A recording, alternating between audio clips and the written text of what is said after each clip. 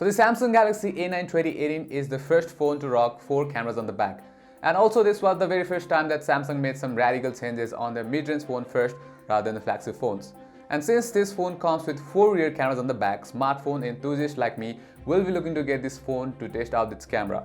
And that is exactly what we did, and we got some interesting results as well.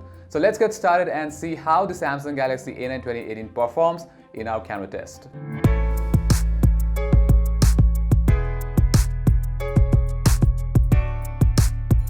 Well, let's start with the specs of this device. This particular model comes with Snapdragon 660 chipset along with 6GB of RAM and 128GB of internal storage.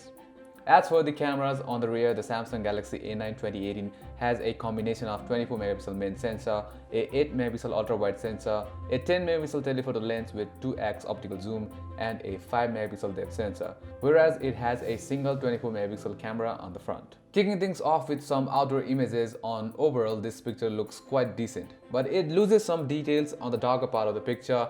You can see that it lacks details on the shadows as well, but has decent amount of details on the brighter part of the picture. But things get interesting when you compare the same image taken with the Galaxy A7. The A7 has balanced dynamic range than the A9, the shadows have much more details than the A9, and the sky in the back looks much more pronounced on the A7 than the A9. And you will notice that the A9 has a kind of a orange tint and looks warmer than the A7. But if you compare the same image taken with the wide sensor on both the cameras, the A9 takes better picture, it packs in more details than the A7 and on overall looks much more pleasing.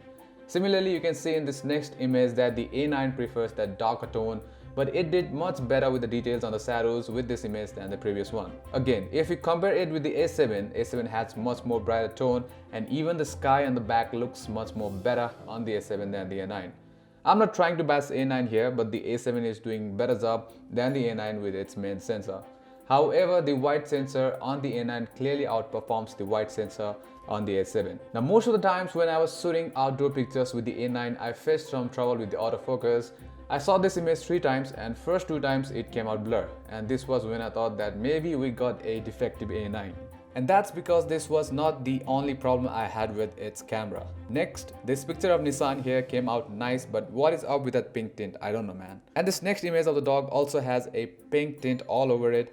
I don't know what the problem here is, but this was only present when we were capturing with the main sensor.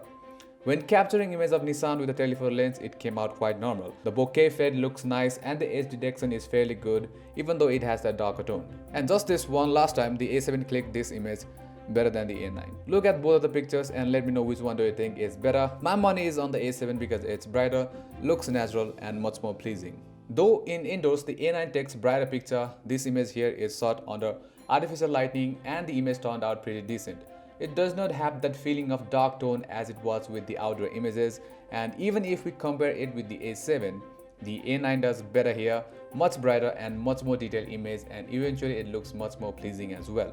Now let's move on to some night shots. This first picture here does not look impressive. The image seems washed out and we can clearly notice the noise as well. Especially the lights have not been handled well. Most of the light source look washed out and overall the image itself is washed out.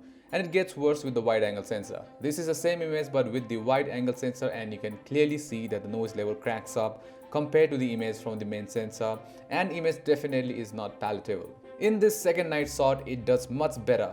But still there's noise in the picture, but it's not as pronounced as it was in the first night sample. However, if you zoom in, you can certainly see the dip in quality. The image has low amount of detail and as the result it starts blurring out quite easy while zoomed in. Now the same sample image shot with wide sensor as expected has more noise and looks much more washed out. Similar story in the next night shot as well. You can clearly see that the images are washed out and you can easily notice noise as well. But I took all of these images with the A7 as well, and if we compare these night shots side by side, the A7 seems to be the brighter image, and I can't believe it myself, but I like the A7's picture much more than the A9. As with the outdoor images, the image with the wide sensor is clearly better on the A9, as you can see in these wide angle night shots. Now as for the selfie from the A9, they come out quite decent in good lighting condition, but the background will come washed out if there's some light source, as you can see in these sample images. I've turned off all the beauty modes feature for these images, and therefore the faces looks quite natural and quite pleasing as well.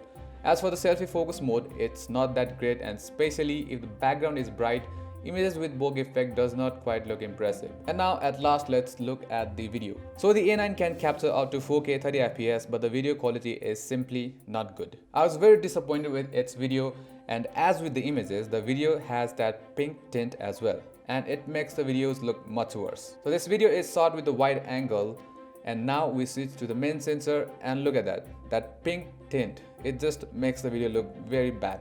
This is definitely some kind of problem that needs to be fixed, and just for the sake of it, we decided to compare its video with the Redmi Note 6 Pro as well. And you can see that the pink tint on the A9 during the initial stage of the video, but later it changes to normal. So you guys decide which one's better and let me know in the comments below. So that was our camera test of the Samsung Galaxy A9 2018. Let us know what you think about it in the comments below, and as always, like if you liked it, subscribe to our channel for further contents like this, and also hit that bell icon to get notifications. Until next time, namaste.